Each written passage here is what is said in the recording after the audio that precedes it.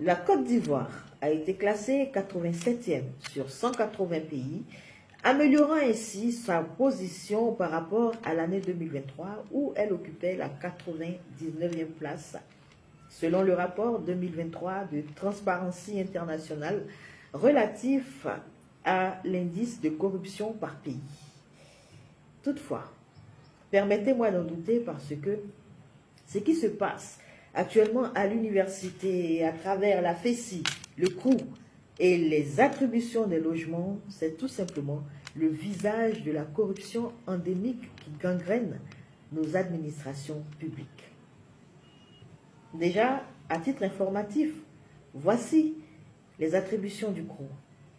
Mais pourquoi est-ce que c'est un communiqué du ministère, c'est-à-dire à travers le directeur de cabinet adjoint, qui vient exiger l'expulsion sine die des étudiants dits illégaux des chambres universitaires?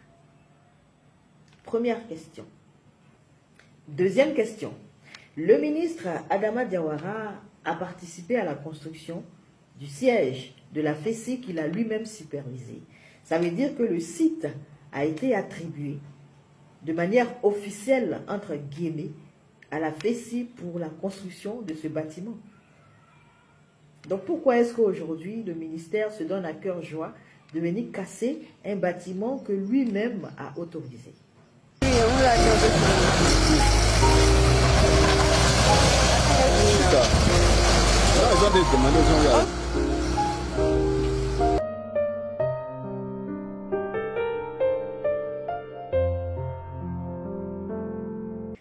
Ce qui veut dire tout simplement que le pouvoir en place à travers le ministère de l'Enseignement supérieur et de la Recherche scientifique est bien informé des activités, illicites ou non, de la FESI sur le terrain dans les universités.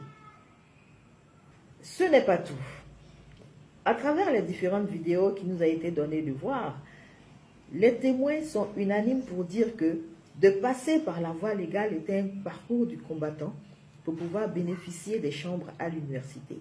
Et que le seul recours pour leur donner de pouvoir être admis de manière rapide était forcément de passer par la FESI. D'abord, pour avoir les chambres, c'est compliqué. On n'arrive pas à avoir les chambres par la voie légale, comme eux-mêmes l'ont dit. Quand tu passes par le cours, si tu ne connais pas quelqu'un qui travaille au cours, tu ne peux pas avoir de chambre. Moi, j'occupe de manière illégale, comme ils disent. Mais j'ai postulé 2 fois, je n'ai pas eu de chambre. C'est pourquoi j'ai eu recours à ceux qui nous donnent des chambres de manière illégale. D'ailleurs, nous avons un témoignage qui va plus loin pour dire que les dernières admissions pour les logements datent de 2019. Entre 2019 et 2024, alors qu'on a de nouveaux bacheliers qui arrivent sur le terrain, comment est-ce possible? À l'analyse, il est évident que le CROU, qui est malheureusement aujourd'hui indexé, était mains et pieds liés face aux agissements de la FESI, puisque on vient de comprendre enfin que les choses se géraient directement entre la FESI et le ministère. Le CROU n'a rien à voir dedans en tant qu'agence d'exécution et ne pouvait que laisser faire, au risque d'insubordination vis-à-vis de la hiérarchie que représente le ministère de l'Enseignement supérieur et de la Recherche scientifique. En conclusion, tout ce à quoi on assiste aujourd'hui, c'est-à-dire expulsion forcée des étudiants dits illégaux, destruction du siège de la FESI, destruction du marché de nuit et des ouvrages lancés par la FESI, c'est juste de la poudre de perlimpinpin pour masquer le fait que, dans la réalité, que la FESI est le bras opérationnel du pouvoir en place. Ceux-là, ils vont rien vous là. Même tout le monde est bête en Côte d'Ivoire. Dites aux Ivoiriens que vous avez tué ce monsieur-là simplement pour déjouer les plans de Gbagbo. Parce que vous voulez dissoudre la FESI. Parce que vous savez très bien que Gbagbo Laurent va se servir de la FESI en 2025 à l'approche des élections pour faire sortir les élèves et étudiants de Côte d'Ivoire pour une grande marche où lui-même il sera en tête. Il va inviter les médias internationaux jusqu'à la CI pour qu'on puisse inscrire son nom sur la liste électorale. C'est pour simplement dissoudre la FESI que ce monsieur est mort. Agui Mas est mort parce que le RHDP veut dissoudre la FESI parce qu'on sait bien que le dernier plan de Gbagbo, c'était de faire sortir les élèves et étudiants de Côte d'Ivoire. Vu que maintenant, en 2024, là, les gens ne veulent plus sortir comme ça. Mais la FESI, dans son ensemble même, étant un organe pro-Gbagbo pur et 100%, malgré que le secrétaire général de la FESI actuel est un RHDP, parce que tu ne peux pas être président, et puis le secrétaire général des élèves et étudiants de Côte d'Ivoire sera un opposant. Donc, si Kambou, là, lui qui a tué le monsieur là, il est RHDP, mais il ne maîtrisait pas la FESI. Malgré qu'il était secrétaire général, il ne maîtrisait pas la FESI. Parce que la FESI était un organe pur pour Gbagbo. Donc le RHDP voulant dissoudre la FESI doit trouver un alibi. Comment faire pour dissoudre la FESI? Et la seule solution qu'ils ont trouvée, c'est de eux-mêmes se mettre en erreur. Mon petit, il faut aller tuer Moro là. Nous, on va venir t'arrêter, on te mettre en prison pour 1 an ou bien pour 6 mois. On va mettre l'argent sur ton compte. Si tu sors, tu seras heureux. On va profiter de ça pour dissoudre la FESI. C'est tout le problème que là.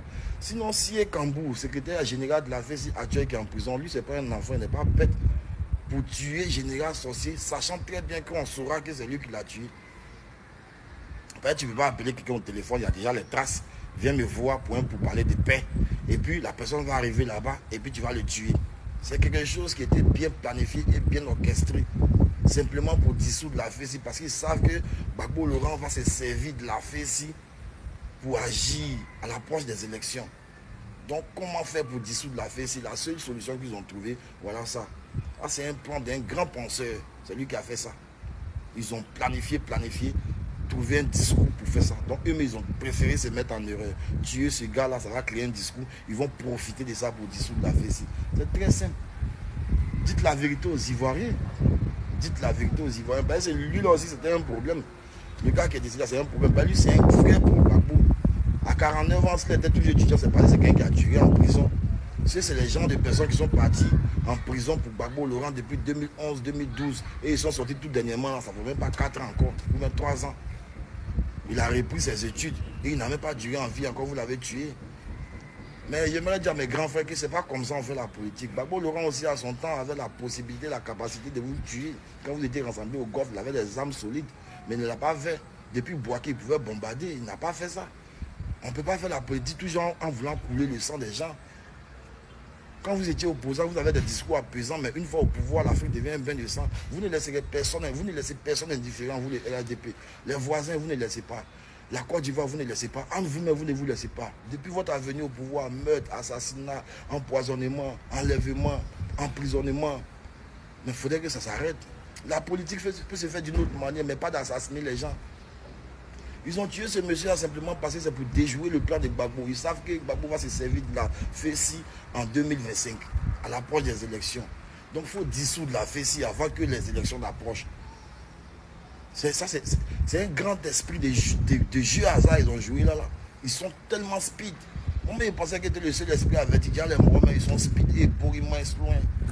Donc qu'est-ce qu'il faut faire pour dissoudre la FESI? Il faut tuer ce monsieur. Ben, ce monsieur-là, lui, il avait la capacité de mobiliser aussi les gens parce que lui, c'est lui qui tenait tête directement au général Si Kambou actuellement qui se retrouve en prison pour le maître de ce gars.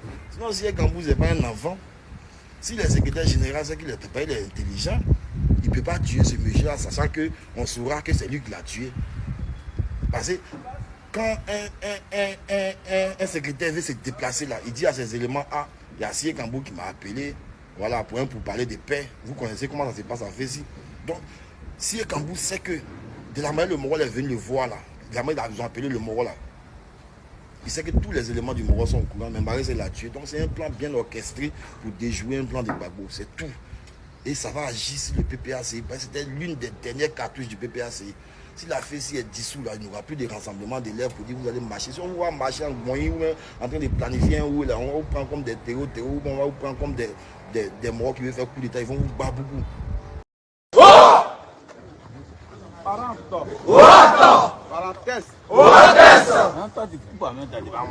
Merci pour cette mobilisation prompte, camarades. Merci pour votre engagement pour la cause de l'école ivoirienne. Je persiste et je signe sous notre mandat, nous n'accepterons pas que des individus qui ne sont pas véritablement des élèves ou des étudiants puissent diriger les élèves ou les étudiants. Claire. C'est déjà juste.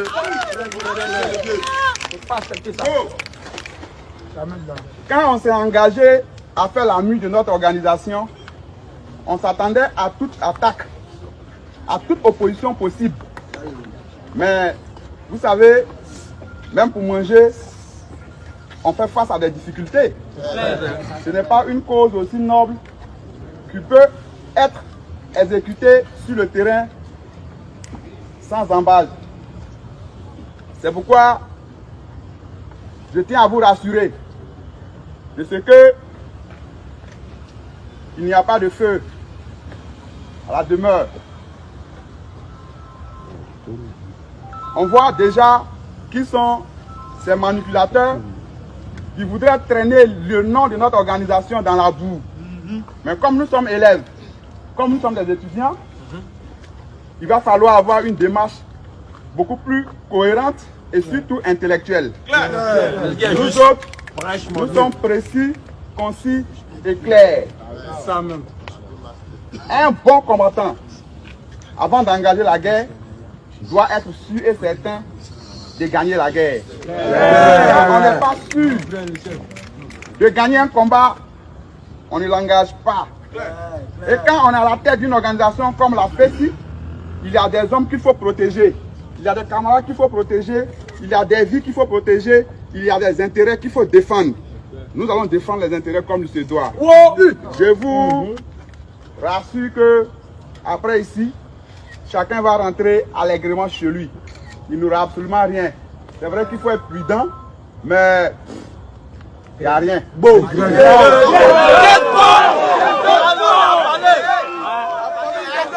Nous avons commencé une marche. Et cette marche ne peut pas s'arrêter. Possible. On procède par le mensonge, par les dénigrements. Mais nous n'allons pas tomber aussi bas. Diffamation. Il y a des gens qui ont des fauteuils. Vous voyez de se commenter sur les fauteuils, ils viennent lutter notre tabouret. Pourquoi? Pourquoi? Des sorciers. S'ils veulent, à la prochaine AG, ils peuvent venir. On va les inscrire dans une école différée. Et puis avec le temps, on verra s'il y a une cellule qui est bien animée là-bas, on va les installer.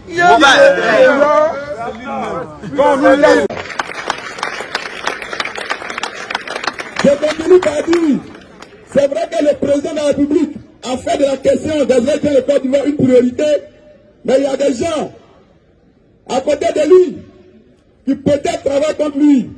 Parce que ces personnes-là voudraient qu'il y ait de la violence dans les résidences universitaires, dans les cités, dans les écoles de Côte d'Ivoire, pour exprimer peut-être un certain pouvoir. Nous ne savons pas quel est le pouvoir qu'ils voudraient exprimer en ayant de tels comportements. Certains élus sont impliqués dans ce qui se passe. Et quand je le dis, c'est parce que nous détenons des éléments, des preuves palpables de ces derniers qui recrutent les gens de la rue pour nous attaquer. Il y a longtemps, j'en parlais, j'ai fait une conférence au cours de laquelle j'ai dit il y a quelqu'un qui recrute pour attaquer les résidences universitaires. Ça va pour les 2 semaines. On ne m'a pas écouté. Jusqu'à ce que ces attaques-là commencent maintenant. Jusqu'à tellement, nous gardons notre sang-froid. Mais si on nous pousse, vous voyez qu'on serait obligé de s'arrêter. On serait obligé de s'arrêter. Nous donnons ces informations pour que les RG qui sont ici puissent transmettre ça au président de la République. Si rien n'est fait pour arrêter ces attaques qui perturbent la quiétude des résidents, des étudiants, alors cela voudrait dire que le président de la République n'est pas informé. Donc, nous, élèves de Côte d'Ivoire, allons se donner peut-être un jour pour aller l'informer.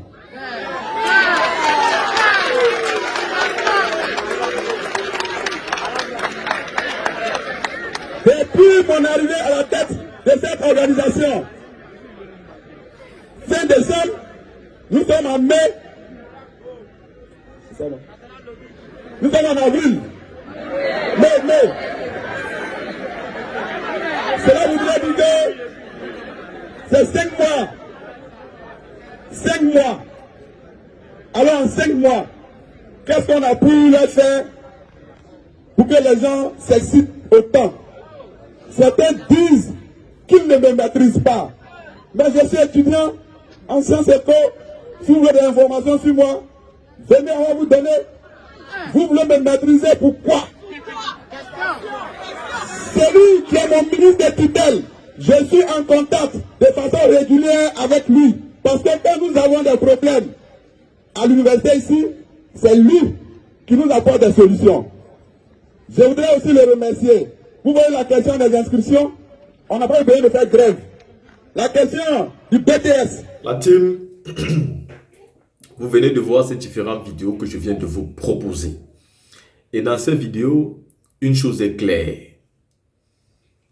Le régime RHDP avait tout prévu. Et aujourd'hui, on ne peut plus le nier.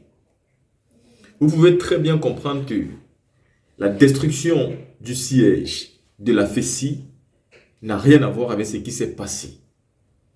Pourquoi se précipiter à aller détruire la FESI? Sachez que vous ne devez jamais soutenir le régime RHDP rapidement. Le procureur était tellement pressé de pondre un communiqué que ceci nous montrait déjà que derrière cette affaire de meurtre, il y avait quelque chose de grave derrière. Celui qui reconnaît avoir tué le 18 dernier, laissez-moi vous dire qu'il est payé pour ça. On peut bien comprendre que la destruction de la FESI obéit à une stratégie politique du parti au pouvoir. Et cet acte ne pourra pas aider à accélérer les enquêtes en cours sur l'assassinat. C'est-à-dire détruire le siège de la FESI n'aidera pas à savoir ce qui s'est réellement passé. Posez-vous une question. Quand on a coupé la tête de Kofi Toussaint, est-ce que les enquêtes sont allées aussi vite? D'ailleurs, est-ce qu'on sait même s'il y a eu des enquêtes jusqu'à ce jour? On n'en sait rien. On continue à vivre dans une atmosphère où nous ne savons pas qui a tué Kofi Toussaint. Vous avez remarqué, le ministre de l'enseignement supérieur retirer les ballots d'argent et donner aux personnes qui font partie de la FESI. Mais il donnait cet argent pour quelle raison? On aimerait bien savoir. Sur quelle base légale le ministre de l'enseignement supérieur partait sortir des gros ballots d'argent pour donner aux étudiants? Pourquoi on peut vivre tout un spectacle du régime en place? À un moment donné, il faut prendre les gens au sérieux. Il faut être naïf pour continuer à croire que ce qui se passe aujourd'hui à la FESI est une action isolée. Le RHDP sait très bien que la FESI est une organisation qui est soit pro-Gbagbo, soit pro-Soro, mais une chose est sûre, elle n'est pas pro-RDR. Oui, la FESI était pro-Gbagbo ou pro-Soro, et plus particulièrement pro-Gbagbo, tout le monde le sait. Et dans les manifestations de 2025 qui arrivaient, allaient débuter à partir de la FESI selon le RDR. Le RDR pense sérieusement que quand le président Laurent Gbagbo voudra mobiliser, il appellera les étudiants. Mais la FESI, c'est dans l'âme, monsieur Alassane Ouattara. La FESI, ce n'est pas simplement des étudiants qui vont à l'université. Ce sont des personnes qui veulent un changement dans l'âme. Et vous le savez, c'est pourquoi vous détruisez. Celui qui dit qu'il a tué, il est arrêté et jeté en prison. Mais dites-vous une chose, il sera sorti très bientôt. Il prendra une somme d'argent et disparaîtra totalement. Ou même continuera à marcher là où on aura déjà oublié, la FESI aura déjà disparu. Personne n'a jamais détruit ce syndicat, mais M. Alassane Ouattara vient de le faire. Oubliez le mot démocratie sur Alassane Ouattara. Utilisez aujourd'hui le mot dictature, parce qu'avec lui, c'est ça et rien d'autre.